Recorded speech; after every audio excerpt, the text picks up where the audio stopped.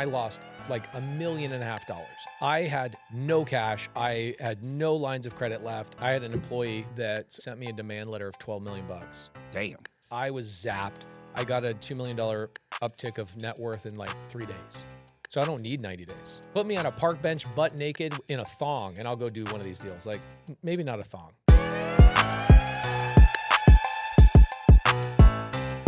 Welcome to Wealth Made Simple. I'm sitting down here with a friend, a mentor, and somebody that has probably helped more people get into real estate than anybody else I know, Mr. Pace Morby. Karlton, Dennis, thank you for having me on the show. Happy to have you here, brother. We're going to jump right into it. You're on YouTube every single day. It seems like you're posting an episode. I think we said 4 times a week you're posting episodes, and then you just were touring the country for 100 days in a motorhome. So you're too busy to edit your content, to create VSLs, to go look at funnels.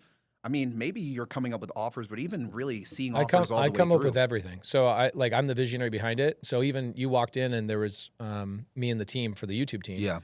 I came up with the Zero to Hero series with Maddie. I came up with the Zero to Hero series with Jennifer, the lady with multiple sclerosis. So I come up with these things. I find the character, I create the story arc, and then I fly and I create the content and they document it. And then it comes back and they organize the content. And they go, how do you want us to tell this story? And so I'll come back, but then I don't have to touch a computer. Right. Yeah. So they'll now after that meeting, they'll go and handle all those things. They'll come back to me right before it gets posted. But what am I doing in the meantime? I'll fly to Montana. I'm with my kids. I'm working out in the garage naked with my wife this morning, and I get to find 4 or 5 hours a day where I get to just live my life and have really true balance. And without knee reach in the organizational structure here, I wouldn't be able to do that. I'd be stuck behind the computer and, I wouldn't be able to do the stuff I want to do, which is create. I want to create and I want to do weird shit. Yep. Like the next thing I want to do is send me to like one of the most dangerous countries on the planet with no money and like an Android phone and like no shoes, no money, no nothing. And I have to escape from that country by doing real estate deals virtually through like a VPN or something like that.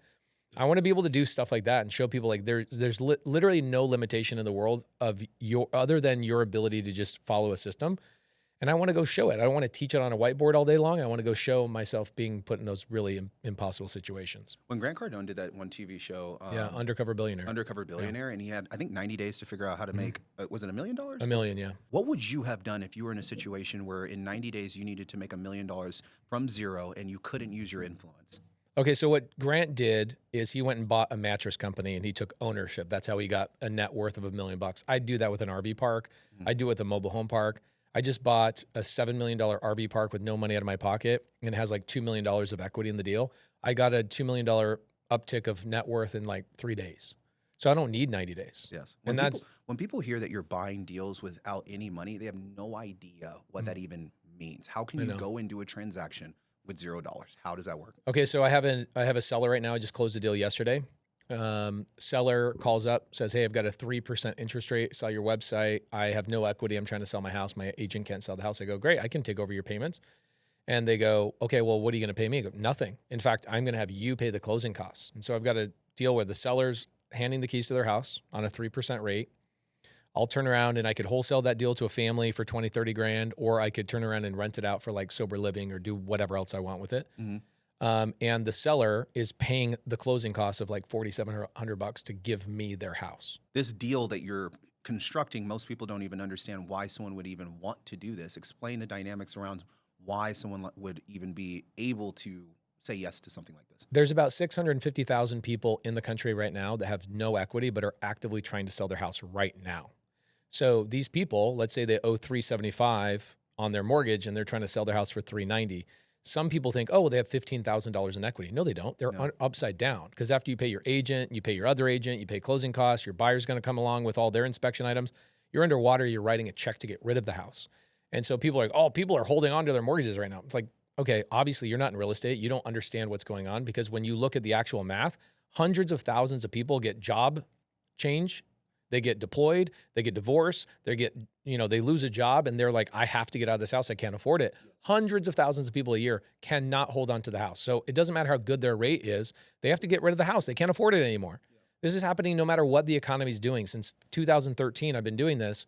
I've never seen a cycle that did not have hundreds of thousands of people saying, here's the keys to my house and willing to pay the closing costs. So the family that I just bought the house from in Santan Valley, Kenneth and Melissa. Kenneth lost his job. He's an electrician, has a good job. But for 90 days, he hasn't been able to work because he got injured. So for 90 days, he has no income coming in. She goes and gets a job. She's a stay-at-home mom. She has no understanding of how to make enough money to pay a $3,000 monthly payment. So they go, you know what? We just need to sell the house. They try and sell the house. Agent's like, you owe too much on the house. Yeah. For me, when you're looking at deals like this, I go, the value of a house is not the purchase price. The value of the house is what I can do with it. It's like, think about that for a second. If I can find another family that doesn't want to go through a bank, and I can literally just take the contract I got with Melissa and Kenneth, and I could just sell it to another family for 20 grand, and this family gave it to me for free, I could just make 20 grand out of thin air. And that's wholesale. It's wholesale. Or I can, like what I did on that particular house, I'm having a company called Oxford House just sublease it from me. So I don't have to find the tenants, I don't have to manage the repairs, I don't have to deal with the utilities. Oxford House deals with sober living and people that are aging out of foster care. And so you just go to Oxford House and go, hey, I've got a lease on this I've got a payment on this for $3,000. If you can pay me $4,500, the house is yours. Yes. And they'll come in, they'll give you 2 months up front, security deposit, and then they'll give you a 5-year lease. Like, bro, put me on a park bench, butt naked in a thong, and I'll go do one of these deals. Like, maybe not a thong. What prevents people from doing a wholesale deal like this? Mindset, just like anything else. They're afraid to ask? I think that it's so simple.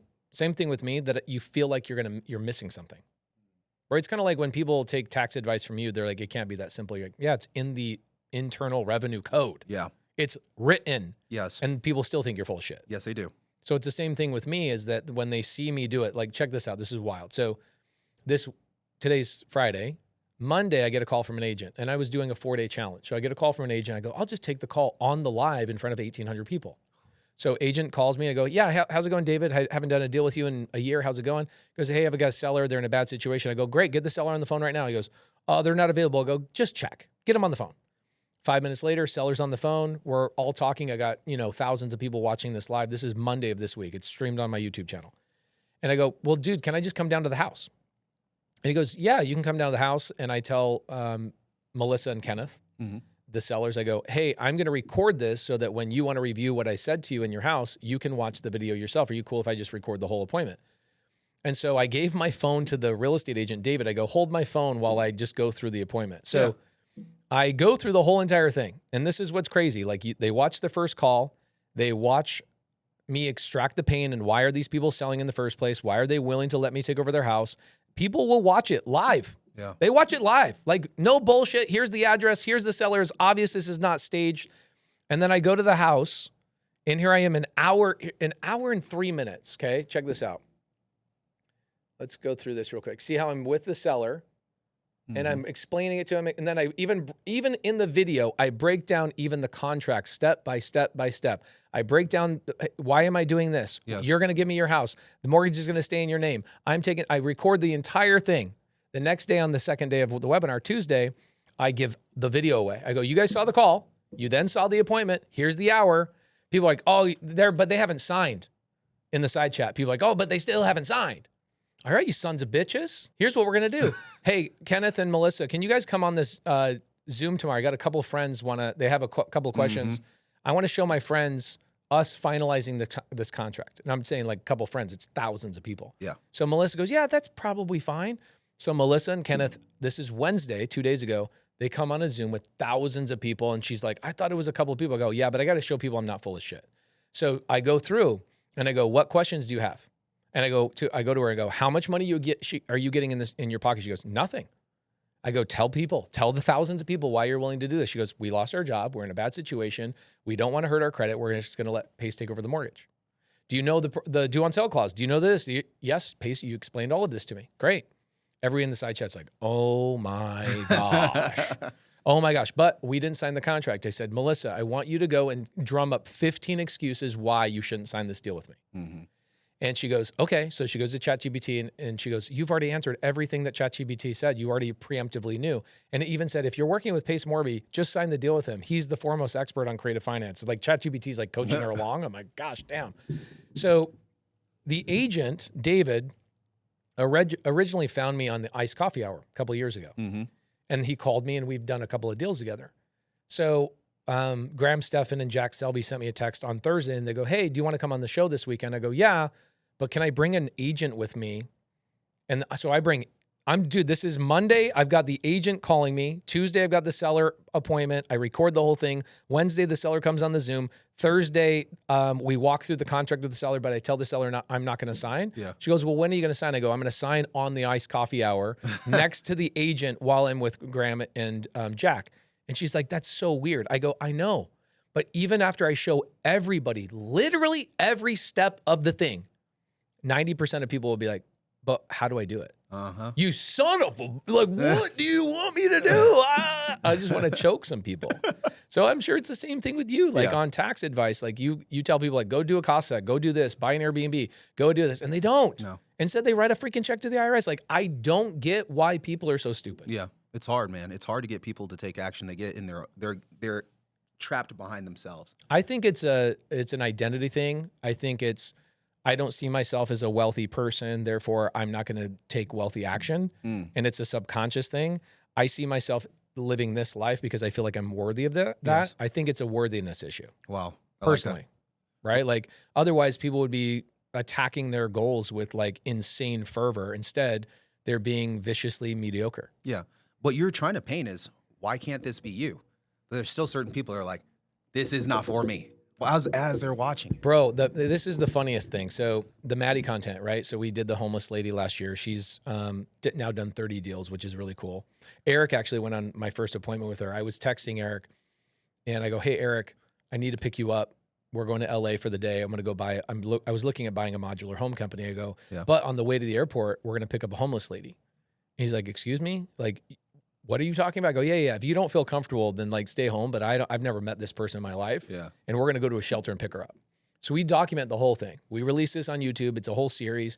It's inspired hundreds of thousands of people. I get DMs every day, 50 to 100 DMs every day. I want to be the next Maddie. I'm like, just follow the Maddie content. She did it. I gave it to you for free. I gave them, so I recorded 70 hours with Maddie. Every word I said to her, whiteboard videos, all the steps she took, everything, every single appointment her and I went on, recorded. Where did the leads come from? How did I negotiate them? I give it away for free and people still don't take action. Yeah. I read a couple of weeks ago that the average YouTube viewer that is not inside of a community, just YouTube viewers, the success rate is 0.01%. So like whoever's watching this, tens of thousands of people will end up watching this and like one of those people will ever do anything about it. Why do you think that is? Human connection. I think it's the same thing like when you were learning tax law and you were learning all the stuff that you learned, like you were around your mom, you were around other incredible people, just having good mentors. Yes. And understanding, same thing with football and, working out. Like you didn't figure out how to build all this muscle by yourself. I mean, there's a lot of quiet time you put into like having this incredible regimen and being consistent, but somebody had to teach you. Yeah, somebody had to train me. And more importantly, you had to do it with somebody that showed you what was possible. Yes. You know what I'm saying? 100%. And so people are unwilling to be around that person because it costs money. It's like the Costco versus Walmart mentality. It's like, bro, I can't hang out with Walmart people. I want to hang out with the Costco people. Why? Because the $97 keeps the Walmart people out. Yeah. You know what I'm saying? Yes, it does. Yeah, you're absolutely right. It's like you and I are in a really high level mastermind that's like $250,000 a year. And that $250,000 is not for us to buy ourselves in the room. It's basically to put a barrier up to keep other people out. Yes. And so I just think that the people that take action, that understand high level collaboration, are the ones that are willing to spend a little bit of money to be part of the boys club or the country club or whatever it may be. Even the gym, like a high end gym. Do you go to a shitty gym or a nice gym? I go to Equinox and nicest gym that. But why? Is it because the equipment's the best, or is it because the quality of the people are the best in there? Best quality of people, man. There you go. I'm a community guy. Me too. So you look at these people that watch the content, and they're like, but how do I do it? It's like, you got to have somebody else to help you out. Yeah. Because there's going to be a moment when you're talking to a seller and the seller has an objection and you're not, I'm obviously tens of thousands of calls and tens of thousands of appointments that I've been on, and I love people. So for me, you could put me in the worst possible situation and I'm going to overcome the same thing with you. You put a client in front of you that has the worst tax problem, and in 15 minutes, you're solving a problem that their CPA has never been able to solve. Yep. Because you've seen repetition and at a very high level. Yeah. But that doesn't mean that you can just put it on YouTube and people are going to go do it on their own. No, absolutely not. And I've done it. They don't do it. They don't do it. Yeah. I walked through 3 of my actual cost segregation studies. They ain't doing it, bro. No, people are like, "Oh, the smart people just go don't even seem right." I'm like, "Dude, I did the cost seg through my cost seg company. There's the address and here's the thing and blah blah blah blah. Square footage, everything." And so really, the smart people just go, "Oh, that's the expert." let me just buy my way in to pay for the cheat code. The knuckleheads just keep watching content. Yes. You know what I'm saying? Hey, so you have been at the forefront of creative financing. Most people don't even know what the hell creative financing is, but they see you and Cody Sanchez talking about how you can do creative financing to buy businesses and real estate. Explain in the most layman terms, what is creative finance? Creative finance is the ability to buy anything you want without the use of your own money, credit, or a bank. That's as simple as I can put it. What does that mean? It basically means, like, if I want to buy this phone, I go, let's say this is your phone, and I go, hey, Karlton, I know that you're going to upgrade this iPhone 16 to an iPhone 17 next year. Yep. And if you go put this on Craigslist or on the market, right? If you put a business on the market, a house on the market, an RV park on the market, you're going to get a lowball cash offer. I already know you are. And so you can take it in the shorts, or we can work out a deal where you get the number you want, but I get terms. Seller says, well, what are terms? You go, well, purchase price, down payment, interest rate, and length of time. That's terms, right? Mm-hmm. So I tell the seller, you know, if you put this iPhone on Craigslist, you could probably get $700, and you're gonna have to list it for $1,000 to get that $700. Yeah. And even then, you might not get $700, and people are gonna dick around with you and whatever. How about I just pay you the $1,000 you're shooting for, but you let me make $100 monthly payment for the next 10 months? Seller says, yeah, all right, that makes sense. $1,000, $100 a month for 10 months, it's $1,000. Now, what did I just work out? I worked out all 4 terms in that little statement. The 4 terms are purchase price, $1,000, down payment, 0, monthly payment, 100, interest rate, 0. So most of the deals I work out are also 0% interest, because I don't even bring up interest. I just say, how about I just make you a monthly payment that makes sense for you? Like, so RV parks, for example, I've got a $5 million RV park. Eric's been there a bunch of times, Glacier Peaks. I bought this park, $5 million. Seller says, he tells me the first word I've ever heard this, first time I've ever heard this word, he says, I'm an accidental landlord. I go, what do you mean by that? He goes, my CPA told me that I should go buy a bunch of real estate to do cost segregations, but I don't know how to manage real estate. And I'm like, oh, well, you could go to seminars, you could, you know, get educated. He's like, I don't have time for that. So I bought these RV parks. Now I don't know what to do with them. He goes, can you just take them off my hands? I go, yeah, but I need seller finance, right? So he does $5 million. I pay him $18,000 every single month. I have a 20-year loan with him. So it literally went from him being the owner to me being the owner and him being the bank. And I make an $18,000 payment to him just like I would to the bank. Yes. And he avoids a lot of capital gains tax. He charges me 4% interest, so he's making money on his money. He relieves himself of all the headache and the burden. And my team's like, this is the easiest thing on the planet to manage. Mm-hmm. In fact, the employee, her name's Jen. Eric, have you met Jen? You don't remember. So Jen at the time was managing 1 RV park for Eric. Now she manages 3 for me. Yeah. She was managing 1 horribly for Eric. Why? Because Eric was micromanaging her. So these landlords or these business owners, same thing with Cody Sanchez, these owners don't know what they're doing. They accidentally fell into some asset type, or they accidentally became a contractor, or even an upholstery company, or whatever it is. Yes. They don't know how to grow and scale a company. All they know how to do is maybe the job, the upholstery, or whatever it is. And so you come into a company like that, you can blow it up if you actually know what you're doing with delegation, systems, processes. It really is that simple. And the upholstery company example is funny because we live in Arizona. Yeah. You don't, but I do. And it's like hell here. 125 degrees. Your outside furniture gets torched every couple of years. So you got to go get it reupholstered. So I go to this guy and I drop off all my cushions. This is 3 days ago. And I'm sitting there and I go, man, you seem like you should be retiring soon. He goes, yeah, I am retiring. I just sold my building. He goes, I sold my company to an air conditioning guy. I go, you sold your whole company? He goes, no, I just sold the building. Nobody wants my business. I go, why don't they want your business? How much do you make? He goes, I make about $400,000 a year. I work about 4 hours a day. Mm-hmm. I'm like, nobody wants to come along and buy your business? And he goes, why would somebody want to buy my business? So I'm sitting here like choosing my upholstery and like, here's him. He's manually filling out the order form. Look at this. Yeah. He's literally filling out an order form with a pencil and a pad in 2026. Wow. Bro, this is every single business, every single RV park, every single mobile home park. It's archaic shit. So I take a photo of this thing. No CRM. Nothing. Literally nothing. He's like, everything's walk-ins from like Google. I just have Google ads or not Google ads, Google reviews, and people just walk in. This is how all businesses were ran before. And you do the taxes for these guys, so you know they're all solopreneurs. So you look at these guys, and this guy goes, I'm literally just shutting up shop. I think I've made enough money I could retire. And I go, why don't we do this? Why don't I find a young kid, 25 years old, install him in your business? He works for a year with you for free, so he doesn't make any money. He's going to college simultaneously, and he's got like a full ride. I'll put this kid in here. He'll work the job, And then at the end of the year, he starts doing the work and you retire and he pays you a check for like $7,000 a month for the rest of your life for letting him take over all the Google reviews and the website and the this and the other. No money down deal. He goes, and I could make $7,000 a month. I go, bro, you're making 40 grand a month right now. You'd be happy with 7. He goes, I was going to shut down the company. Yes. So like, there's so many different ways to structure. This is my upholstery guy down the road. Like this is, I didn't have to pull up leads and cold call people. This is like the companies you're actively doing business with right now. Yeah. Well, when people think about doing these business purchases, they're thinking, okay, well, I need to come to the table with a certain amount of capital as a down payment. I know you can do the whole SBA route. So I need to have at least 20%, 40% down. Explain to them why they don't need that. Okay. So when I started, I think I got really lucky. In 2018, so I had done a bunch of creative finance deals from 2013 to 2018, but I was primarily a cash traditional guy. I don't know. Most people don't know the story. Thousands of wholesale deals, fix and flips, traditional, BRRRR strategy, all the things, and probably like 50 to 60 sub-2 deals. In 2018, I had a client. I was also running a big construction company. My biggest client filed bankruptcy on me and like 50 other clients, and I lost like $1.5 million. I had no cash. I had no lines of credit left. I was zapped.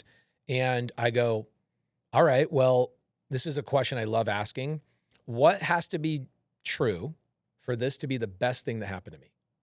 And so I started writing down a list of like, what has to be true for this guy filing bankruptcy on me and me losing $1 million for this to be the best thing? So in 12 months, what's the goal? And I wrote down, I said, I'm going to rebuild everything using no banks, no cash, no credit. And from that moment, I was like, I'm the creative finance guy. Yes. And I didn't have to pretend because I legitimately had no money. Yeah. I just acted as if I didn't have money. And so I still do the same thing. So when people go, oh, the SBA just went from $5 million to $10 million cap on the bill, I'm like, good for you, dumbass. You're still not even going that route. Congratulations. Go and ask Daddy Bank for a loan. Yeah. Hey, Daddy, can I get a loan? And here's my credit, and here's my job. And here's my tax returns. Here's everything up my ass for the last 2 years. And there's a seven-month process to get an SBA loan, and then the SBA loan wants like reporting in a certain way. Don't get me wrong. They want your social security number. Right, but there's transactions I've done SBA loans on, but those are called what we call Morby method. What's a Morby method? What's that? Morby method is when you get a traditional loan, and that's in first lien position. The seller carries the remaining balance. So you're in the deal, no money out of pocket. So the seller covers the down payment for the SBA loan. So, wow. Yeah, crazy, right? So I do this with RV parks. I do it with businesses. I've got a really cool wedding venue that we just bought in Pigeon Forge, Tennessee, right out by Jerry Norton's house. Why would you buy a wedding venue? It's a cash cow. It immediately comes to my mind. A wedding venue is a short-term rental. It is a short-term rental. People are only staying for a day. Yes. So you got little cabins on there. People are staying for like 2 or 3 days. So it's a short-term rental. So you get really massive depreciation. And if you're a W-2 employee, right, and you're like, I need the short-term rental loophole, you can use a wedding venue and those lodging, as you know better than I do, as a short-term rental loophole. Is what you're doing with the RV parks a part of the short-term rental loophole? Yeah, Are your tenants staying on average 7 days or less, or you're not really quantifying that since you're already a real estate professional? 70%. Well, I get a lot of students that ask me, like, Pace, I'm not a real estate professional. If I bought an RV park, would I get the same tax benefits as you? And I said, not if you buy a Texas RV park. Why? Texas RV parks, like 80% of them are what? They're workforce housing. Oh. So like so Big Spring, Texas, Lubbock, Texas, Kermit, Texas, Midland, Odessa. I've got an Odessa RV park under contract right now. It's a $7 million, 200-unit RV park. These are people that stay there 9 years, bro. Whoa. Like these are oil field workers with 3 teeth in their face. Like they have like the craziest lives ever. They're the guys on oil rigs. They're the guys that are doing weldings. Their wife is the welder. They're the grinder in the shop down the road. And so these guys are not leaving, and you cannot do, if you're a W-2 employee, you can't get that, right? No, you can't do it. So I get the cost seg regardless because I'm a real estate professional. But if you're an employee, I would stay away from anything oil related, go for the resorts, go for like the seasonal stuff. And so I'd say 70% of my portfolio is seasonal, average days rented are 4 days. And then 30% of them are Texas oil field stuff, which I prefer. Yeah. Because you don't have tenant turnover. Pace, if you can, break down your real estate portfolio to us. Okay, so I've got about 2,100 units, and out of those 2,100 units, 1,500 are multifamily. Some of those are with Josiah, my partner I referenced earlier. Him and I own about $75 million together. So most doors are multifamily for obvious reasons, right? I've got one asset in Houston that's 480 units, one asset. All right. So it's pretty easy to gobble up a lot of units that way, right? I don't really love multifamily. I think that multifamily goes through these crazy cycles where hedge funds are just pumping money into it, and it's just too cyclical in nature. Whereas like RV parks, which I really love, it's like an untapped treasure. Less than 2% of the RV parks that are owned in the country are owned by private equity, and so it's not being tapped into. So I've got some storage facilities. I own two storage facilities. I've got some boutique hotels. I've got some like little side projects. I've got 15 mobile home parks. I've got 30 RV parks. I had at one point 300 single family houses. I now have 180. I'm 1031ing a lot of those into bigger stuff. Yeah. I've got businesses like landscape companies and Funbox franchises, Everbowl franchises. I've got a wedding venue that we're buying, a marina that we're buying. So I'll buy just about anything as long as it cash flows and I can buy it with creative finance. In your investment portfolio, which assets are performing the best for you right now? Okay, so hours in, money out is the way I look at it, is like how many hours does my team have to put into it? RV parks by like a 10x margin. Not even remotely close. Because like let's say one asset, we have an asset, Josiah and I own an asset in Tucson, Arizona. It's a $20 million asset. We bought it on seller finance. We got a 4% note, 4% seller finance, 20-year amortizations. And seller, dude, it's crazy. That seller had owned that property for 35 years and his kids didn't want it. They're all healthy. They're all happy. They're all whatever, but they're just like, yeah, give us a monthly payment type of thing. Anyway, that deal, I have a 7-person team that runs that. It's 161 units. Yeah. Dude, you got rental, you got freaking people banging into walls, landscape issues. You've got appliances going bad all the time. You got washers and dryers going bad all the time. People are complaining about the pool. The pool's having problems. Multifamily is multi-bullshit. Like in terms of headaches that you're dealing with. Yeah. It also, that asset produces the largest check every single month. That one asset nets us about $97,000 a month. Net, 97 grand a month. We bought that deal with no money, no credit, no bank. Bought it through a broker. Shout out to that broker. And I would rather have 5 RV parks than one multifamily deal in terms of size, because the amount of time, effort, and energy that an RV park has, and like CapEx repairs and like maintenance, it is virtually nothing. So I just bought a deal in Goldsmith, Texas about 2 weeks ago. We just closed on it. No employees have been to that park in like 4 months. It's just a dirt lot with people that have RVs and electrical poles and sewer. That's it. Who's managing it?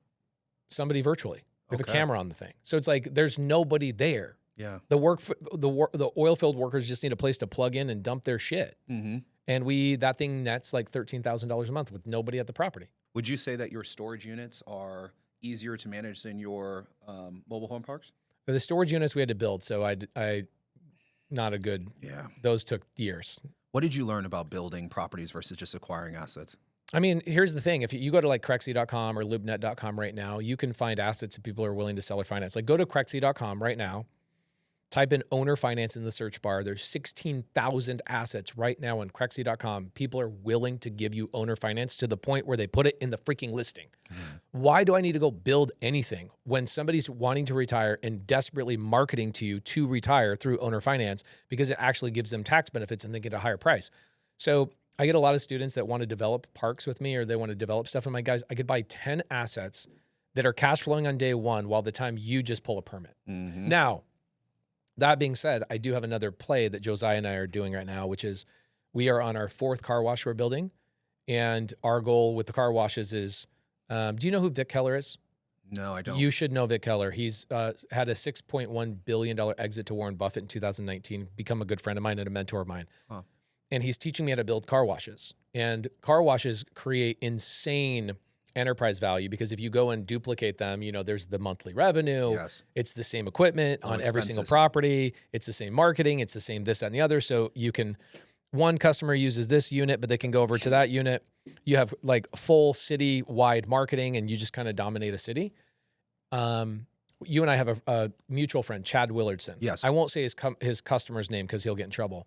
But he has a customer that has about 500 car washes, and they just got an offer to buy their company for $8 billion. Their net on this, after their construction costs, everything they've built, their net on that would be like $4.7 billion in enterprise value that would be in their pocket net. So car washes are a longer-term play. They require permits. And my team is out there. Like, you can meet Phil and Ryan right now. We're on our 4th car wash. I mean, hell, we could do a whole freaking YouTube video just about that exact thing. Like break down a car wash. What does it cost? How long does it take? What does it net? Yeah. They net $43,000 and none of our car washes have employees on them. Not one. They're all ran by AI. So it will read your license plate. That's pretty easy, but it will also scan your entire car for dings, scrapes, little, your windshield has a crack or a ding. Yeah. And so we send them an email, go, hey, would you like us to fix your windshield? Would you like this? Value add. Value add. So you're $29 a month. So you make all your revenue on the first day of the month. You bring in like $90,000 on day number one. Yeah. You're net positive on day one. Whereas like other assets in my RV parks, which are great, I'm like trying to book people out and I'm trying to fill the spaces and somebody has to stay in the space. So like a car wash, people are in and out. Yes. And 80% of car wash people don't even use their subscription once a month. Not even once a month. So they sign up for a subscription to go to the car wash. Maybe it's $24 a month or $30 they go out like a every month. 40 days, they'll go wash a car. Okay. And then they just go, it's a drive-through, right?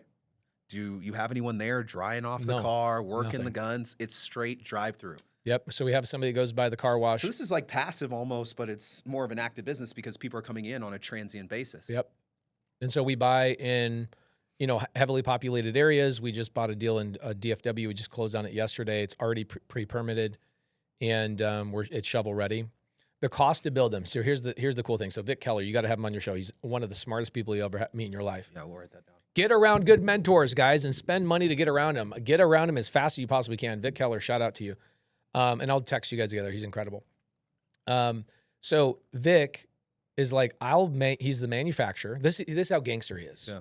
This is the value of get around cool people. So he has this big car wash exit to Warren Buffett, right? And so Warren Buffett goes and gives him a non-compete. He goes, you can't go and compete with me until 2025. Yeah, don't go start this all over again. Don't do this because you already figured the whole thing out. So what does he do? Well, he goes and buys like the #1 gun manufacturer in the world, and he goes and does all these other things with his money, and he goes and builds like 10 other cool companies. But Vic's like, man, the car wash company is like really like my favorite thing I ever did. It's so passive. It's like cash on cash is so stupid. And he goes, I know what I'll do. I'll go buy a car wash manufacturing company, the company that like manufactures all the equipment. I'll go buy a chemical company. I'll go buy a payment processing company, and I'll just go put the full vertical integration together. And then I'll start buying land preemptively. And then the second my non-compete goes over, I'm going to start building again. And so I caught him in that like build-up phase. That build-up phase, and he goes, "You want to open up 500 of these with me?" And I go, "Yeah. How much do I pay you per unit?" He goes, "Nothing. I'll just help you. I'm your mentor. I'll help you out. But you got to buy your equipment from me, your chemicals from me, and payment processing has to go through me." So he's got like a whole nother enterprise play that he'll make a bunch of money off that. Of course. But if I get to 100 units of car washes, we're already at 4. I know it sounds like not a lot. We just started in October, so this is 6 months. When I get to 100, because it'll compound, which will take me about 7 years, that exit will be like $1 billion exit on car washes. So question to you is, with all these things that you already own, RV parks, storage units, car washes, why wouldn't you just go all in on then car washes? Why are you still doing sub-2 deals and all these other deals? Because I'm a deal junkie. I don't know. I just love it. And plus, here's the other thing too. I think about this on the Dairy Queen side. So Dairy Queen originally started out as a food or ice cream. Ice cream. They were originally ice cream. So they made all their money in ice cream. Then somebody was like, well, let's add food. And then they realized they're making way more money on the food. Really, their hamburgers and way more money on the food. So the thought is, well, if they have the equipment, they have the machines, they have the systems and the processes on the ice cream, and they also have the brand. Why not? You're telling me they should turn off their ice cream machines because they're making more money here? So it's the same thing for me. The ice cream machine Just because I'm making more money here doesn't mean I don't have systems, processes, and teams that are already doing the thing. So why would I turn the ice cream machine off? Somebody's looking at you and they're like, dude, I want to be Pace Morby. Okay, I need to go set up an RV park. I need to go learn sub-2, and then I need to do a wholesale deal. Where do they actually need to start? That's not even it. It's just learn deal making, right? Lead generation, pain point of sellers, and how you can help the sellers. If you do those 3 things, where can I find leads? Yeah. Deal structure, and how do I help sellers? You figure those out. Any asset type you want, it is applicable. It conveys across. So like when I jump from RV parks to buying a laundromat, there's no difference in my mind of structuring a deal. Yeah. I'm buying a thing that makes money. That's it. I'm buying a thing that makes money. Put the thing, whatever the thing is in the box, I'm buying the thing that makes money. Yes. I believe in real estate, obviously from the tax benefits, but we recently had Stephan go on a podcast and say over the last 5 years, he's made more money in the stock market than he has in real estate, and he's selling all of his real estate. Graham, you're great, but like, bro, you stopped buying real estate a long time ago. He had 9 houses in California. Like, what does he know about real estate investing? Yeah. He was a real estate agent, bro. I'm sorry. I love Graham Stephan. Yeah. But real estate agents don't know anything about real estate other than passively buying a deal and just waiting for it to appreciate. That's not how you buy stuff. Yeah. The appreciation is a cherry on top. You're buying things that have an active modality that make money. So for example, having a regular renter in California is a horrible modality. Like, what are you doing?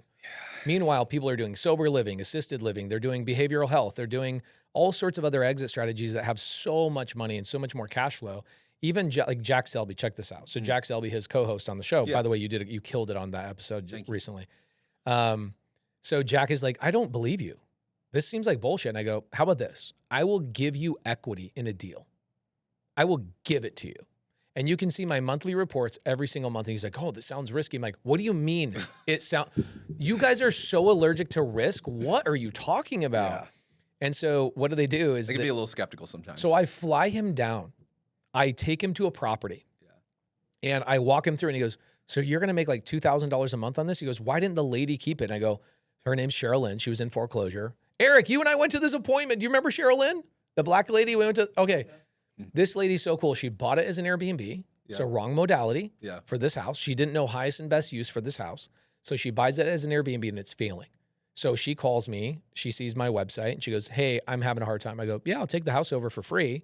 Not going to give you any money, but I'll bail you out of the mortgage. And she's like, well, what are you going to do with it? I'm like, definitely not Airbnb. That's not an Airbnb area. It's freaking Glendale. Sorry. Shout out to Glendale.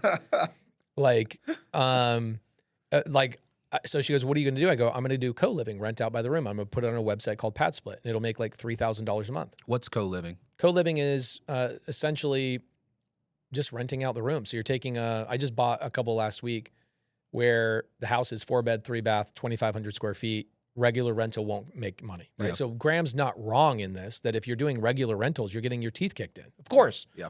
Like anybody doing regular rentals is getting their ass handed to them. So you shift and you pivot. Mm-hmm. That's it. You pivot to a different modality. It's a midterm rental, renting out to nurses, renting out whatever.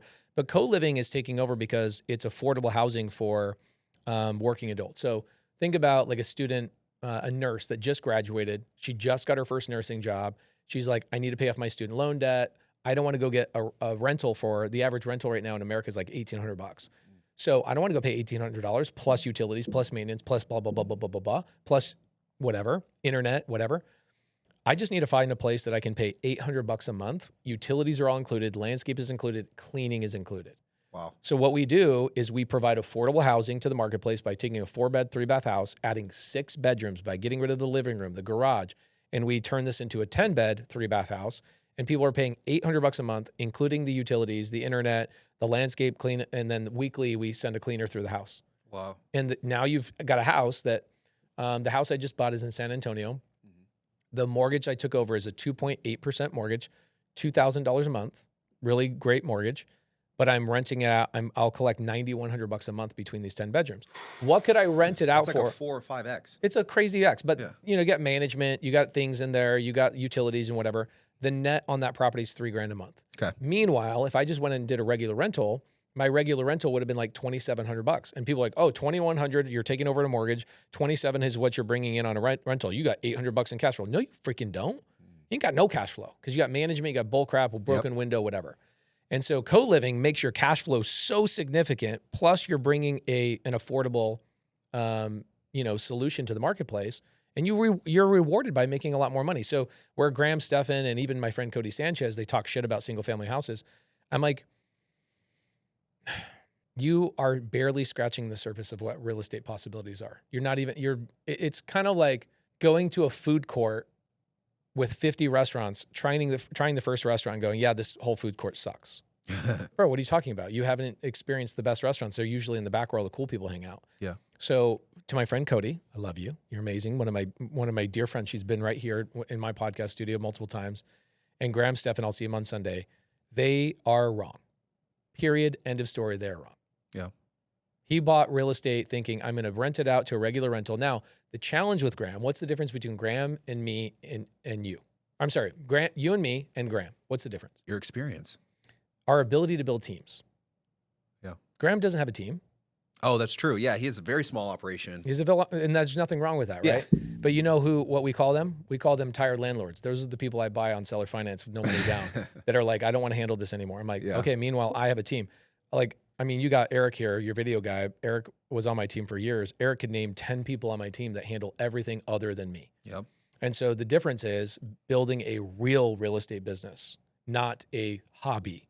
And what Stephan did, shout out to him. He made a lot of money doing it, and he built an incredible brand, one that I look up to every single day. I look at that guy and what he's accomplished, and I'm so freaking impressed by him. One of the smartest people on the planet, but he didn't build a real estate business. He had a hobby. Yes. And he was buying those as a real estate agent, not a real estate investor, if that makes sense. Yeah, it does. Question to you is sober living. I have a lot of clients that are starting to build sober living homes and run this as a business model. Yeah. Talk to us about this play and why it's working so well. Sober living is a big deal for a couple of reasons, because the government is pumping in federal grants to cover a lot of these expenses. They're trying to get people off of the streets. They're trying to give people more places to live. So you've got companies like padmission.com. Go look up padmission.com. It maps out all the sober living houses and all the like nonprofits in the area. I choose not to do sober living myself, and I tell my students not to do sober living either. I tell them to do subleases to sober living facilities. You don't want to deal with the sober living headaches of the individual personnel. So I'd rather go to like an Oxford House or a padmission.com and go, you guys can rent my property at double the rent rate. Just don't call me. Yeah. And so sober living is awesome because the government's paying for people to basically get off the streets and have a place to go after they basically go through treatment. Sober living versus Section 8. Sober living, Section 8 is really limited on houses. So when you look at like a map of the Section 8 asset class, it's very focused in like Ohio and like basically the flyover states, like places you don't want to buy real estate. And people are like, oh, their cash flow is really well. Okay, but cash flow is one of 5 reasons we buy real estate. It's not the only reason we buy real estate. So a lot of people will buy these little rinky-dinky houses and go, I bought a house for $70,000. I turned into a cash cow in freaking Omaha, Nebraska. I'm like, great, it'll be worth $62,000 in 10 years. It's a piece of shit. I'm not going to buy it. I'm not going to buy there. We buy real estate for cash flow, appreciation, depreciation. We buy it also for the mortgage pay down. So when it pays down, the tenant pays down the mortgage. Yes, they do, Dave Ramsey. You are wrong. The tenant pays down the mortgage, not me. And then the 5th one is my future leverage. So think about this. I own a house long enough, the property goes up in value because it appreciated, and the tenant pays it down. It creates a delta. Guess what I can do tax-free? You know this better than anybody. I can borrow against that money tax-free. Can I do that in these little rinky-dinky states where I buy a house at $80,000 and in 25 years it's worth $82,000? No, sorry. No, can't do that. You can't do that. So Section 8 is great. The problem is very limited on the type of house. Section 8 has to be approved. So you're not getting HOA houses. You're not getting nice houses. And so these houses are usually in B areas, if you're lucky, mostly C and D areas. Yeah. And so people go, oh, no, my Section 8, they will lose their voucher. Guys, these people don't care about losing anything. I'm telling you, I have, I think, 40 Section 8 tenants. Most of mine are super Section 8. What's super Section 8? I'm not interested in doing little baby Section 8 stuff of single family houses. What I do is I'll go buy a 12-plex, do the whole unit Section 8. Oh, wow. And then that brings in enough money, I can have a manager in that town that manages that asset. When you have Section 8 tenants, bro, you're a therapist, you're in everything. These people got problems. Yeah. And so Section 8 works, it's great. The government's going to continue. But the government also, depending on who's in office, Trump was thinking about like shutting off Section 8 at some point or like dwindling it. And so I look at that asset class and I'm like, stop thinking about yourself as a Section 8 investor, a sober living investor. The politicians in office, the things that are happening in the world, inflation is going to make you pivot. Like right now, everybody's doing PadSplit. PadSplit is co-living. Everybody's switching over to co-living. All these Airbnbs are getting, their teeth kicked in. What's cool about co-living too, this might be something you want to look into for your clients, is the rent agreement is a weekly agreement.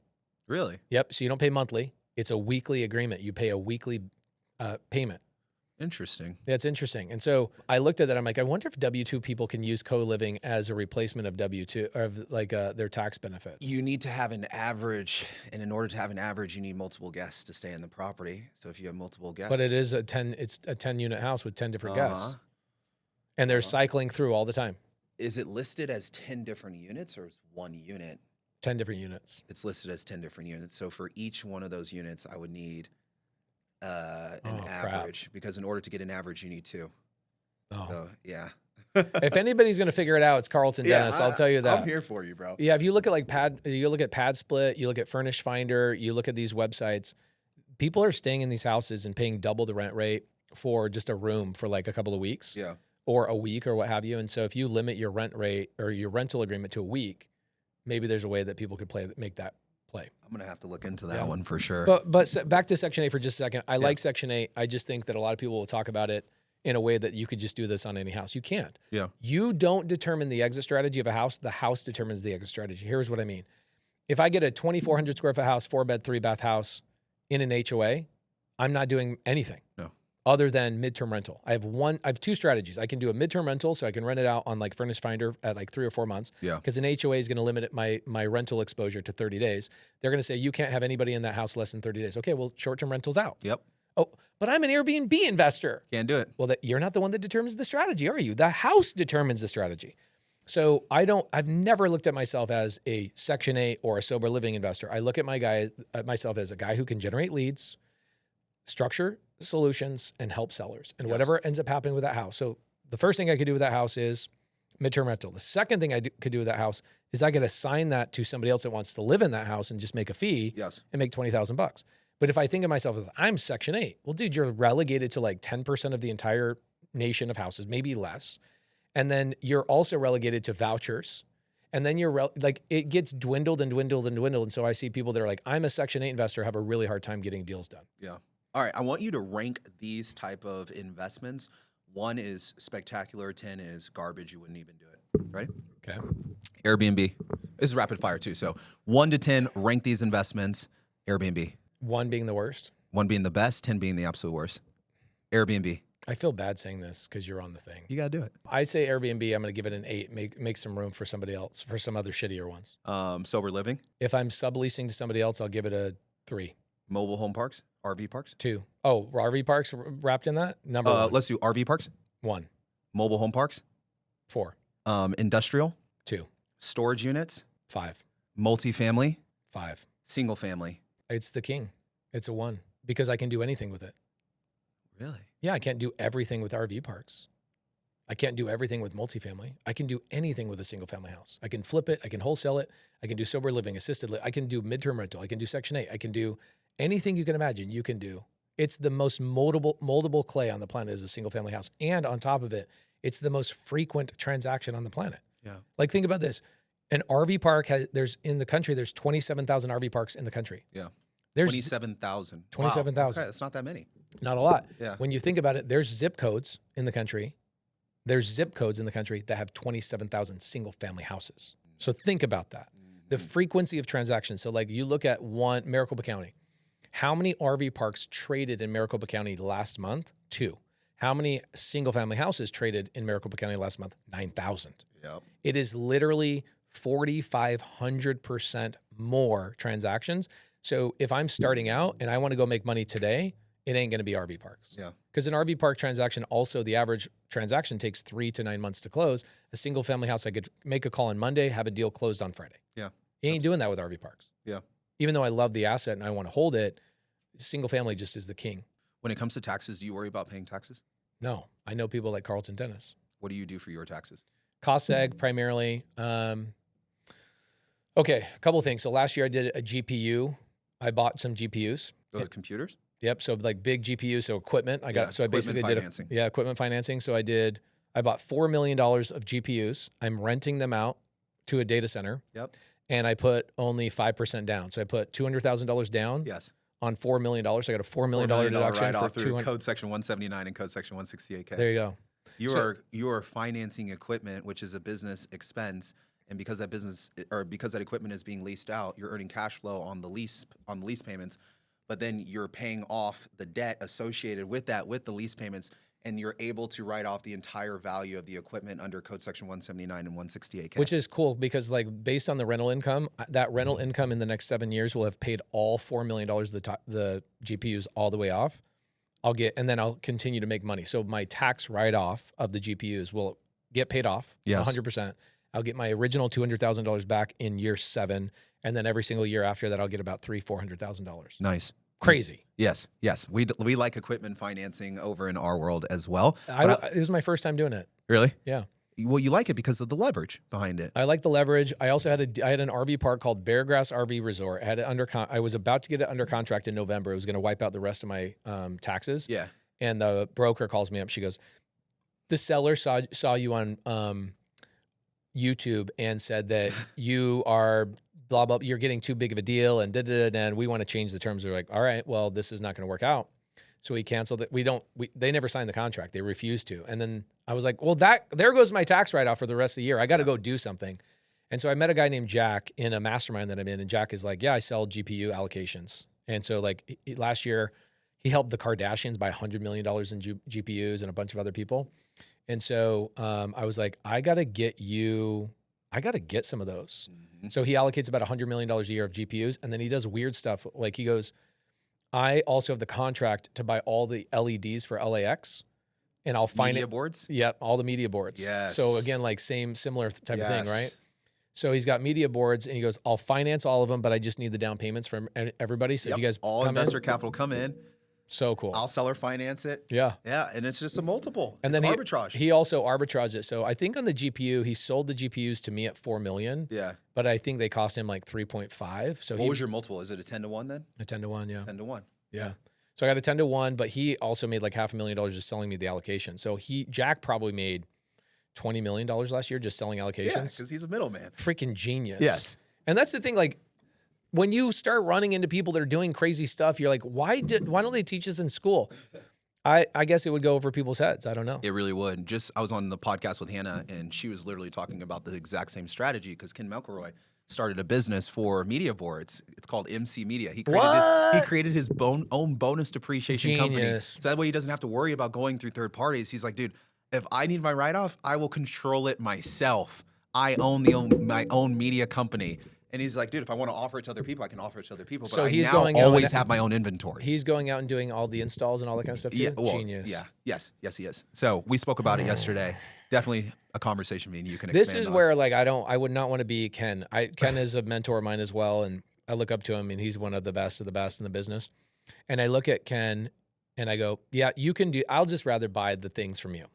I'm not going to go build that business. Yeah, he built it. Yeah, that's out. Like I do a lot of things, but it's like in my little square, which is creative finance, structuring deals that cash flow. That's like my thing. Yeah. Building a business around like sign. You know what, dude? Here's the check. Just there you go. Yeah, I'll get my 10%. My 10. He has bigger problems than me. His bigger problems are he makes more money than me. Homeboy, like I don't know if you know Ken in this way that he has a lady on his team. This is like one of the things I've been inspired by him. 5 years ago, I become friends with him. He invites me to his office and he gives me a tour. Is this the philanthropy yes. person? Did you? Eric said this yesterday. I want to hear the story. Okay, so I'm walking around and he's like, yeah, and this person does this and this person does that and this thing happens and da-da-da. And he goes, and then this is my head of philanthropy or my director of philanthropy. I'm like, you're what? You have a what? And he goes, oh yeah, I recruited the lady from ASU that was head of all donations. Yeah. And so I brought her over here because I want to give away $1 million a month. So Ken McElroy is in a different level than you and I. He's giving away $1 million a month. And it takes strategy to give away $1 million a month. Most people just think, oh, you just give it away. No, you don't. You have to strategically give money away. You probably know this better than anybody else. You see your clients and what they do. And there's ways you can just burn money. Like an allocation of $1 million, let's say you're looking for a tax write-off, like 92% of that never makes it to the cause itself. Yeah. And so Ken was like, I want to make sure that I have a director of philanthropy that makes sure every single dollar goes to the cause that I'm choosing that year. And so I met her and I'm like, you are a director of philanthropy? She goes, yep. I go, what's your job? She goes, to give away $1 million every year or every month. Mm-hmm. I'm like, you mean a year? She goes, no, a month. And Ken's like, I want to double that in the next couple of years. And so every time I see him and I'm on a podcast with him, I just want to remind the audience of like how gangster Ken McElroy is. Ken McElroy is a gangster. Yeah. Shout out Ken McElroy, by the way. Yeah. Thanks for hopping on the podcast. Pace, people want to know how you structure your LLCs.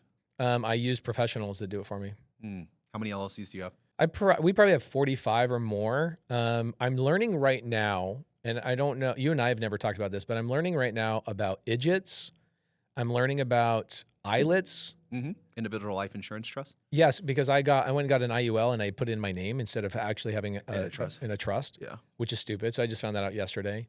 So I'm learning every single day. So I probably have 45. The way my LLCs are structured, I've got my passive, my active, and then I've got a passive and active holding company. Yes. And that goes up to a trust.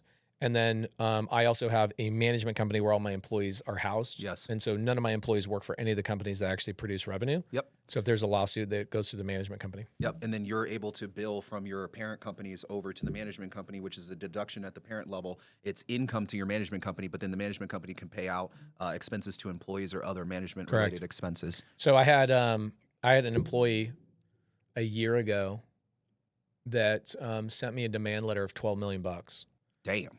Yeah, it was interesting. So welcome to being an employer, Yeah, my welcome friends. to being self-employed. Yeah, welcome to being self-employed. So, it happens like once every couple of years where your employees just like, oh, well, they make money. I'm going to try and take a pound of flesh. So I had this guy, really nice guy. He was really talented underwriter, really liked him. I'm giving him compliments that he might use against me at some point. Who knows?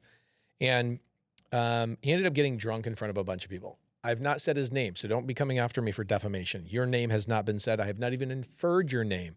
So we ended up having to let him go, sadly. And so about a month later, he's like, well, I was told that if I stayed at the company for X amount of time, I would profit share and own equity and blah, blah. It's like, bro, you got fired and you didn't make it through this. And we also didn't have any agreement of any sort. So he sends me a $12 million demand letter. Mm-hmm. So my attorney replies back and goes, please send this to the management company. Oh, by the way, the management company has no assets whatsoever. This is where you were employed. This is where you were. Da, da, da, da. I was like, and so he dropped it immediately. His attorney was like, oh, shit.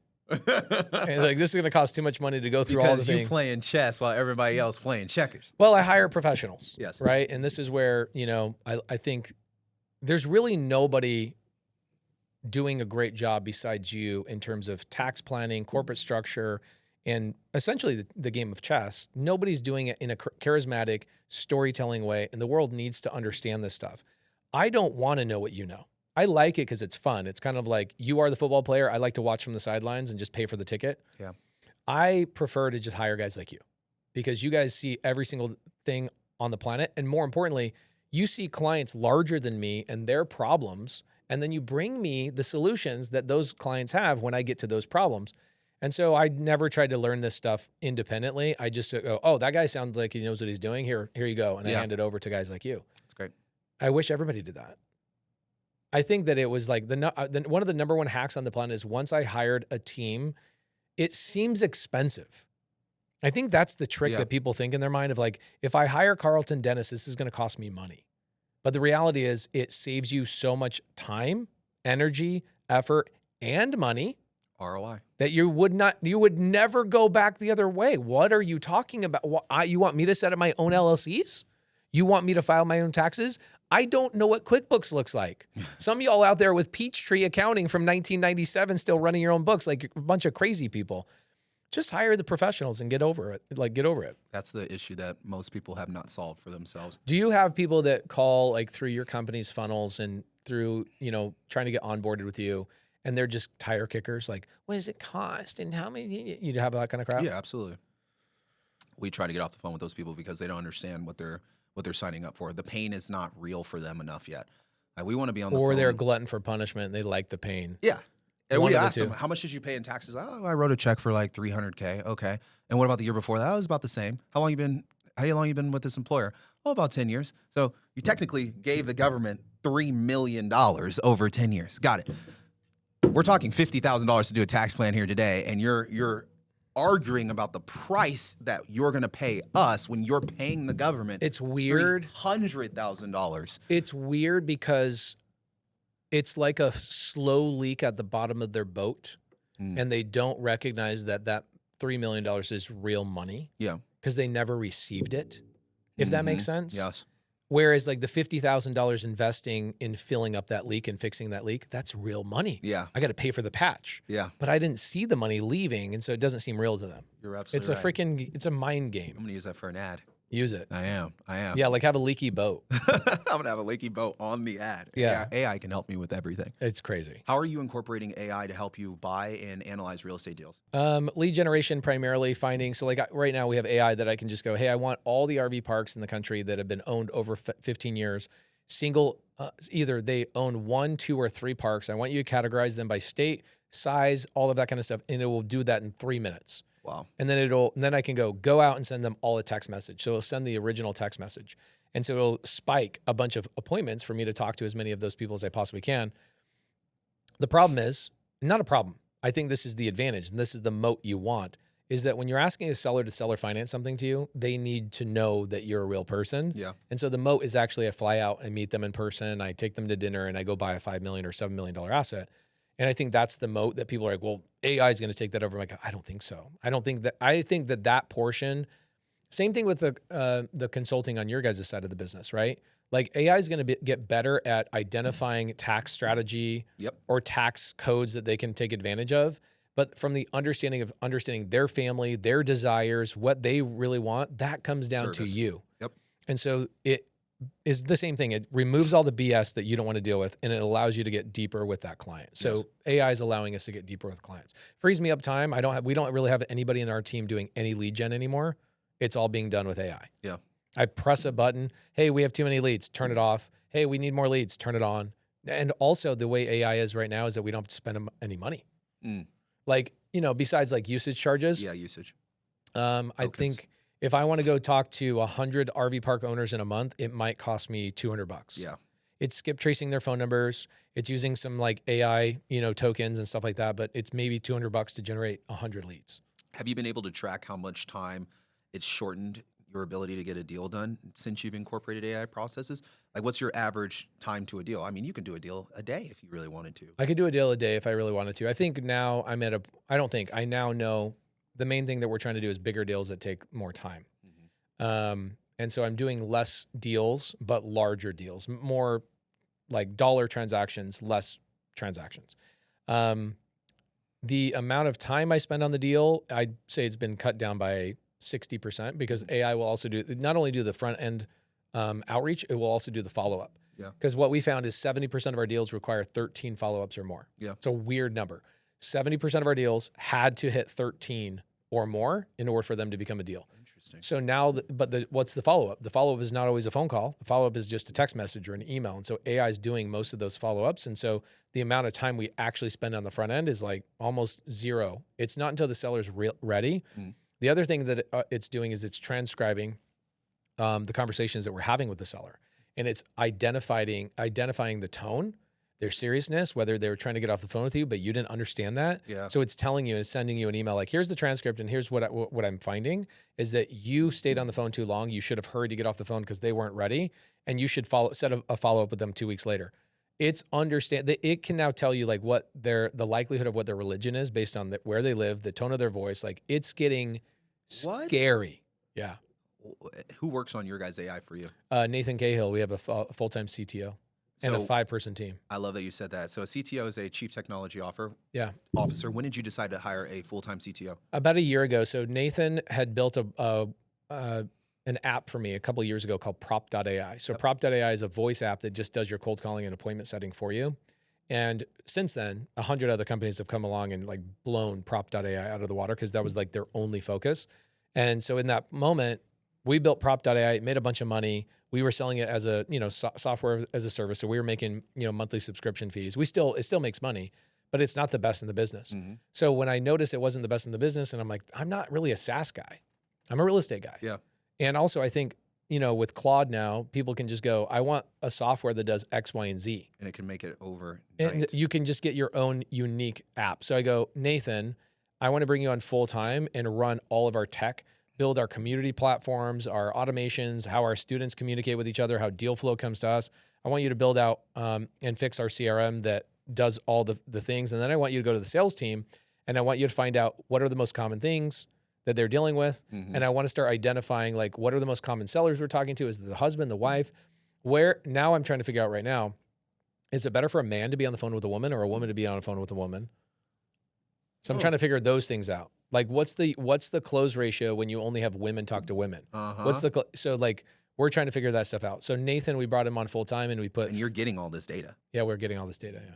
And I'm not getting the data so I can sell the data. I'm getting the data so I can use it to just buy more deals. But you could sell the data too eventually if you really wanted to. Yeah, we could. And also like I don't know. You ever I look at like Dean Graziosi, who you and I are both good friends with. Yeah. And I'm like, is there a point where you just stop working? And Dean's like, no, you were put on this planet to create. You're like, God made us in his own image. Yep. We're creators. You're always going to create. And so like people that watch this, like, man, like I have a student, his name's Miles. Check this out. This is like the complete polar opposite of you, me, and this guy named Miles. Okay. So I'm in Cheyenne, Wyoming a couple months ago, random place to be, but I just did a nationwide tour. And I'm sitting there in Cheyenne, and this big, hefty, like giant walks up to me, and his name's Miles. And he doesn't look like a Miles, looks like a freaking Bill. And he goes, I flew all the way from Pennsylvania to talk to you. I needed to be face to face with you. I was like, fudge, what did I do? Yeah. You know? Yeah. And he goes, I just came out here to thank you. I go, what do you mean? Thank me? Why? And he goes, well, I couldn't get you when you were on the tour in Pennsylvania. So I came out here to thank you face to face. Me and my wife just retired off this RV park we just bought. I was like, amazing. So you just got your first deal. He goes, yeah, I followed the systems. I joined the community. I was in the thing. And we bought a deal actually from another student. And it makes enough money that both of us can retire. I'm like, that's amazing. How can I help you get a second one? Yes. His answer is like, you don't. I'm retired. I quit my job. My wife quit our job. We're done. That's not my mentality. I have a hard time grasping that. And so I would like give him a hug. I was like, congratulations. And he goes, you might never see me again. I'm going to hang out on my RV park the rest of my life. So wow. The reason I bring this up is because I think people watch this or they see some of my content or your content is like, when are these guys going to slow down? I think there's just certain personality types that love to create. They love to collaborate. They love to help other people. And I get more joy out of that than I do getting the next deal. And Agreed. I know you're the same way. I am. I can't imagine myself stopping what I'm doing, brother. No, it's like, how do I make it more efficient? How do I help more people? How do I shake more hands? How do I become the best in the industry that, how do you change the industry is really where I think your mind is thinking like, there's a lot of people that have done a lot of good for your industry specifically that have helped a lot of people like me. But like, how do you change the industry so that people are educated at a high level before it's too late? Because I would say that the average client you have hires you when it's like 3 years too late. Yeah, that's true. I mean, it's not literally too late, but it's like, you should have hired me 3 years ago. You would have saved $400,000. You should have hired me then. So like, I think your big stress right now is like, how do I get to these people earlier? How do I market to them earlier before it's too big of an issue? And I'm trying to do the same thing too. I'm trying to get to the person 10 years before they should have started investing in real estate. What do you think is wrong with the tax industry right now as a whole? People communicate. Well, here's a couple of things. The number one thing is that I see tax people attack each other. Not you, but I see other people like, oh, he doesn't understand the law and that's interpreted wrong. And blah, blah, blah. It's like, bro, why don't you guys get on a podcast with each other and jam it out together and help each other out? I would love to do that.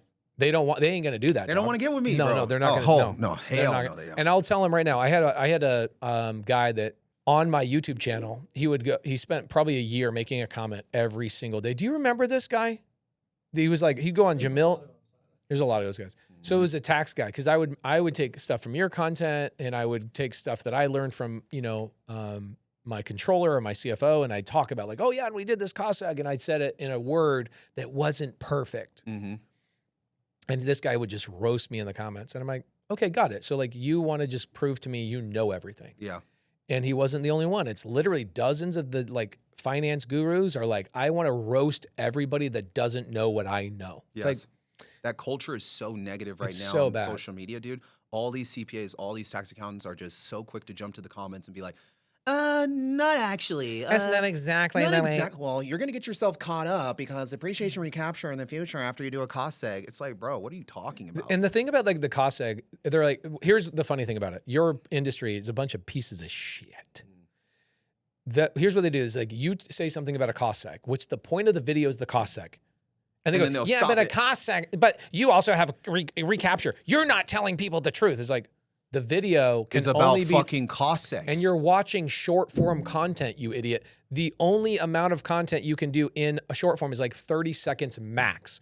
How is Homeboy going to explain cost seg and recapture in 30 seconds? So maybe that's where you can be a little bit better, but yeah, bro. I don't know how. So or explain a private family foundation. I go over one principle around the pipe. Actually, you can roll over stocks, and that's what is the preferred method, bro. I'm talking about cash in the foundation. Like, think about what would be really cool is like if you guys had the finance roundtable, and it was like you and 10 other gangsters that were like all high level finance guys, and like once a quarter you did a big podcast. It was like 6 hours long. Yeah. And you guys had one high level, like high net worth individual. You all from your own individual offices were like, all right, here's our game plan. And then you went around the room and shared each other. That would and be everybody's sick. like, and you were like, bro, that's sick. That's sick. And everybody's collaborating and you make it available to the public. The problem is, in order to get clients, these guys think that they have to take bricks out of your castle. Mm-hmm. You know what I'm saying? Yes, they do. They don't think we can work together. No, it's like they don't think that you can work together and collaborate. So you look at like Jamil, Brent, a bunch of the people in the real estate space. I would say one of the best things I've done for this industry is helped more people to collaborate with each other. Yeah. I just love everybody. I want everybody on the podcast. I'll talk about their coaching program. I'll talk about their deals. I'll talk about all of that kind of stuff. Everybody is my friend in the real estate space. In your space, the biggest problem is that they want to cut each other's throats. Yes. So they can get one more client. There's only a few people that like I respect. Like Matt Bontrager, super cool, Yeah, I like True Matt. Books, never attacks anybody on the internet, out there to help people. Amanda Hahn, Keystone CPA, Yeah. intelligent, brilliant, wants to help people. Mark Kohler, intelligent, Love brilliant, Mark Kohler. wants to help people. Everybody else, and Carter Cofield, throw him in there as well. Everybody else has a vendetta. Do I know Carter? Carter, yeah, same skin color as me, really cool. I don't know if you've ever ran across him. This is the Jackrabbit. No. I know who that guy is. Carter Cofield has about 1 million on Instagram. He, was with all the Atlanta guys. If I show you a picture, you'd probably know who he is. His business partner, his name is George Shambo. Really great guy. You've seen his videos on Instagram. Really great guy. The reality is 400 million people are in the United States. You couldn't handle even 1% of the clientele in the United States that is your perfect client. There's enough business for everybody. And so if like 5 to 10 of you guys got together and did some of the stuff that us real estate people did, like, hey, we're going to join forces and we're going to create a podcast that's like only once a quarter. Yes. It's not a weekly thing or a monthly thing. It's like once a quarter, we take a high net worth individual and we all help each other out. Like that would rise, and call it like the rising ships, whatever you guys call it. But that would be sick because I see it happen all the time and I see it in your content and I look at these idiots and I know they're all tax professionals. I'm like, I go, here's how the way you get clients is you provide value. You don't attack people that are providing value. Because it's not going to make them all of a sudden go to your page and be like, oh, I have to work with this guy now who has literally no followers, no videos about tax, but he attacked Karlton. Okay, so here's my caveat to that. I think that they take the crappy people away from your algorithm. So like when people talk crap about me online, I'm like, thank you. Yeah. Because the people that are going to like what you said in my comments are going to go away from me. The losers that are just like you, the Poindexters, please take them away from me. I don't want to be anything like them. Yeah. And so I want my energy to detract those people. And so sometimes a negative comment, I'm sure those people pick up clients. Like, do you remember the guy that was talking shit about me on YouTube? He like had a whole YouTube channel about me. My team was like, we should send him a cease and desist. I go, no, we should send him a check. Send that motherfucker a check. Yeah, I had a woman that was targeting me for a while, and at first I was like, fuck. And then I was like, shit, we got 2 YouTube channels running at the same time. This is great. I'm like, every time she posts, it's about fucking me. Exactly. And like, if you could think about it, like a high-level marketing team would be like, all right, so Karlton, here's what we do. We're going to have an anti-Karlton that we're going to spin up and create a YouTube channel that makes everybody hate this lady and they're going to go to you. You will make money by having the haters. You just will. Yep. And I've had a lot of people that will come over to my side because they saw this guy. I think his name's Tom. I don't know his name. That's the point. Like, I don't know any of you mother effers' names. Like, y'all are wasting your time. I don't look at any of your shit. Maybe Tom Cruise, Section 8. No, I like Tom Cruise. I think he's really smart. It wasn't him. It was an older guy. And I think Tom Cruise has his own marketing spin. That is not my style. Yeah. But like not everybody can be a Lamborghini. Not everybody can be a Bentley. Not everybody can be a whatever. You know, I'm a Toyota Prius, bro. Like I'm going to be ultra reliable and go you have a very fast car though. I'm a fast Toyota Prius. Like put a super duper supercharger in there. And Tom Cruise has his own different style. So I like Tom Cruise. I have nothing bad to say about him, only positive things. Shout out Tom. It was an older dude. I can't remember his name, but he had a whole channel. It was like he would take a video of mine and then dissect what he goes, well, in the beginning he said 2100, but at the end on the HUD it said 2120. So he lied to you. He flat out lied to you. I'm like, wow. I can't believe you have time to do this. Yep, they do. Congratulations. Yep. So I think that that's the biggest problem with your industry, and it would be really cool. Also, I think the other problem with your industry is that Mark Kohler and you, I like Matt Bontrager, but I don't remember watching Matt Bontrager's content in regards to anything similar to yours. Is it the same content? Not as much. Not as much. Okay.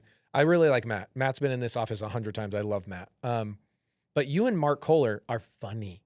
Yeah. You're entertaining. You can take a boring ass subject and make it freaking fun. Yeah. You need more of that. And you're doing a great job. And people need to be watching more of your shit. I'm trying to get them on it, man. Appreciate you coming on the show too. Of course, to work with dude. me. Yeah. A couple last questions that I want to ask you is, what are some boring businesses that you feel like are working right now? We have a big part of our audience that's looking to buy businesses. And we already talked about car washes, which I think is a winner. Well, what's another boring business that you can give them that you feel like is working? I mean, I'm going to be a broken record, and I'll give you other ones, but like the number one by far, RV parks. There's nothing more valuable than an RV park. It's a business attached to real estate that gives you great. When I got my first cost seg on an RV park, I was like, how $5 million RV park purchase, and I got like a $3.6 million tax write-off. I was like, how in the F is this possible? And the way the cost seg company did this is they mapped out the roads and they used the roads as a percentage against it.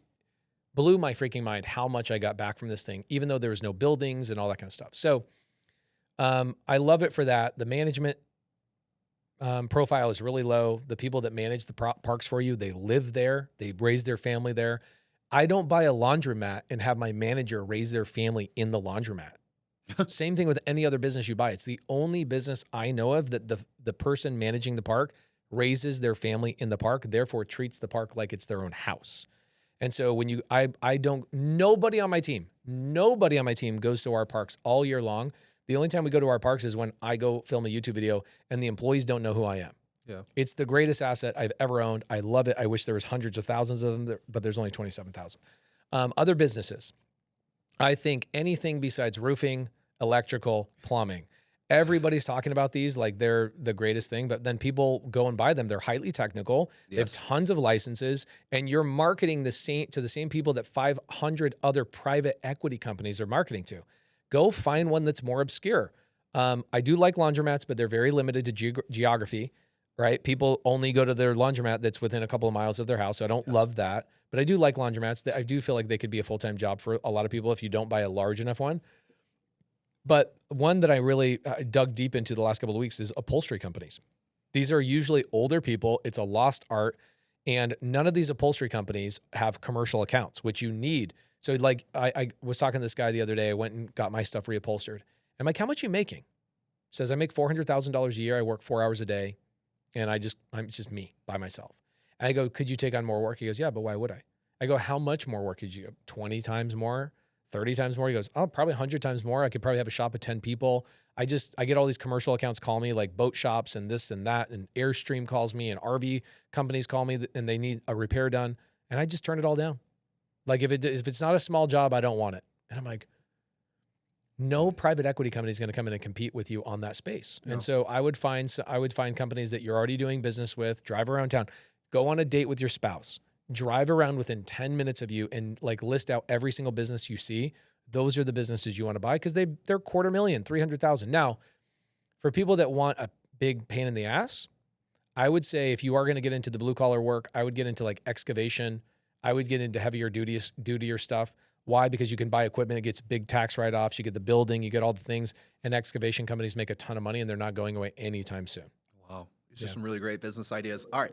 One last question. You travel a lot, and I am an advocate for depreciation. Mm-hmm. Why have you not purchased a jet? Every one of our friends tells me how bad they are. They lose so much money. So like for me, what I don't love... Including Chad and Dean? Yeah. I mean, Ken McElroy is actually the number one person that convinced me not to buy a jet. Really? Okay. So I probably will buy a jet, but I'm going to buy a jet probably in 3 or 4 years. And I also don't plan on being as big of a brand as like a Dean. Like Dean can't go to I go to like my son's high school graduation last night and I had like 10 people stop and go, hey, love your content, right? Dean will get mobbed. Yeah. So like Dean needs a jet. Other people need a jet to like stay away from the regular people. I get a lot of work done on a regular plane.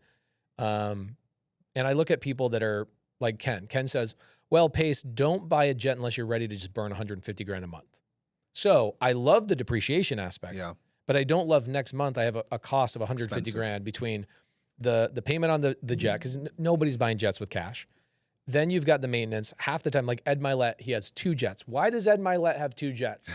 Because one of them is always down in the shop. And so then you got the hangar expense, the pilot expense. You have to have 3 pilots typically when you have a jet, 2 that are full-time, 1 that's a rover when one wants to take some time off. Then you have to have a management company that helps manage those people and keep the plane going. I'm like, yep. I'd rather, I think my next step, so I'll charter from time to time. Yeah.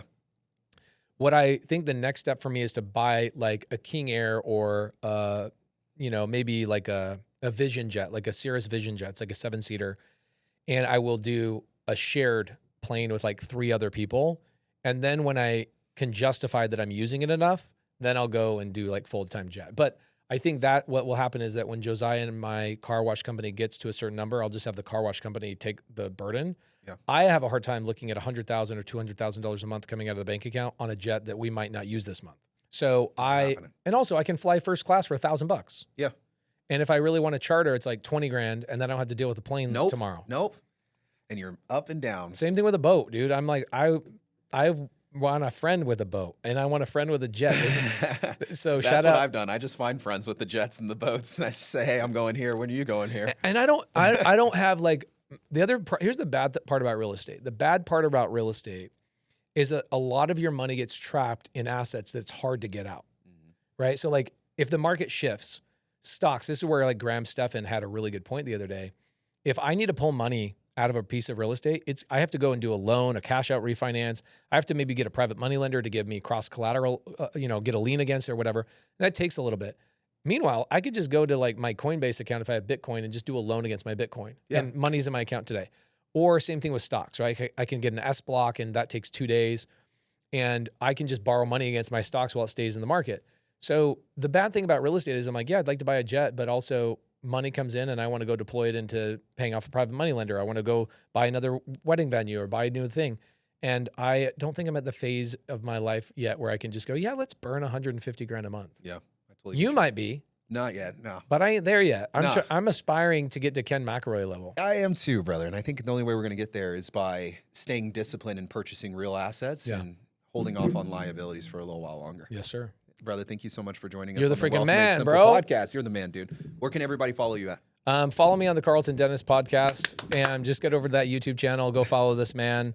We appreciate this guy. Give him a lot of love. And if you guys have a CPA that he should be collaborating with doing content, then see if some of these CPAs will come and do it. I play fair, guys. I play fair. I love all CPAs. You know my marketing. I see how you hang out with Mark Kohler and Matt Sorensen. I see how you treat these people with high level respect. Yeah. More people should be collaborating with this man. That's all we should be saying. Appreciate you, brother.